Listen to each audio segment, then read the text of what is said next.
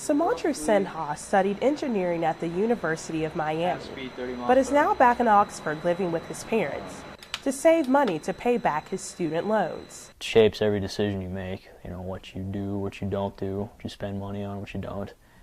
I definitely feel a lot less free because of the loans. 20 million Americans attend college each year, and out of that number, nearly 12 million of them borrow money to attend college, making taking out student loans a new norm. But the National Urban League worries that minority students in particular may not know what they're signing up for. The organization is urging universities to require mandatory financial literacy classes for minority students. 25% of students that attend the University of Mississippi receive some sort of financial aid, including student loans. And although the university does not have a program that targets minorities, the Ole Miss Office of Financial Aid may have found a solution that benefits all. This fall, freshmen in EDHE classes will learn about money management as part of the university's goal to prepare students for the postgraduate world. We really want people to be wise coming out of school and knowing how they can manage a budget, what can they afford, and make some good, smart decisions. We're finding a lot of people are coming to college from high school and they don't have some of that background. At Lafayette High School in Oxford, the UM organization MoneyThink is already working to give high schoolers a head start on financial responsibility by teaching them about the basics. Understand what loans are, how to apply to college, how to get student loans, how to manage your money, budget, all these kind of things that college students typically fall into a pitfall for. We're trying to raise awareness for that so that when they come to college they're prepared, they're independent, and they're able to be successful. I'm not going to have my parents to college. Well, I will have them, but I want to be by on my own, and so I'm going to eventually have to clip that plug or whatever, and so I feel like they've prepared me to be able to make my own decision. Students like Demetrius feel ready, but Sumantru wishes his university had made him aware of what he would face in the future. Come to that first payment, that's when you really realize, oh crap, this is how much it is and how much I'm actually going to have to pay off per month. And Sumantru isn't alone.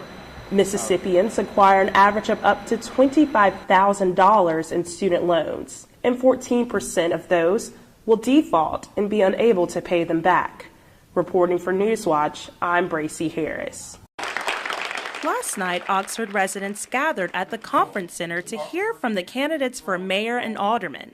And once again, the debate turned to an old issue: Sunday alcohol sales. But let's keep this habit day holy. And if adults want to drink alcohol responsibly, it shouldn't matter whether or not the Rebels played football the day before. Support for the elimination of blue laws which restrict alcohol sales is increasing, according to one Ole Miss professor. However, if you'll see across the state, these old blue laws are changing, and the community has been receptive to them, and they've embraced them, and it's driving economic development. Oxford Mayor Pat Patterson is in favor of keeping the current alcohol sales laws. Lastly, I would love to preserve just some sliver of what's left of the character of our square. His opponent, Todd Wade, is not. Our country was built and was founded on how you differentiate between which days of the week you decide to have the government tell you what to do. Next Tuesday, Oxford residents, both young and old, will turn out to cast their ballot to make their voices heard. Reporting for Newswatch, I'm Bracy Harris.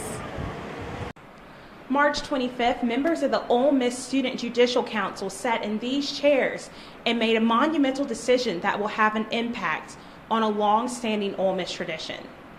According to paperwork filed by the ASB Judicial Council, the complaint was anonymous. The paperwork indicates that the council found no guidance in the ASB Constitution for how to handle anonymous complaints. The Constitution itself states complaints can only be made by current and active students. The question now, if the complaint was anonymous, how was student status verified? Former ASB Attorney General Matt Kiefer says the current Attorney General Rob Pillow is investigating the procedures followed by the committee. He also says, quote, "This just leaves a bad taste in the mouth of everyone. This is not what ASB is about. This is not a student voice for a student vision. This 11th hour judicial opinion is an agenda-based project by a select group of individuals in judicial and within the administration. This should not stand, end quote. Ole Miss Dean of Students Sparky Reardon says, what happens next is up to the students. Change the Constitution. So my advice to students is, if they agree or disagree with this, and they're not satisfied with the way that student government operates, is for them to get involved in student government, determine what changes need to be made, and make those changes. It's up to students to decide if the March 25th decision removing the name Colonel Rebel is final. Reporting for Newswatch, I'm Bracy Harris.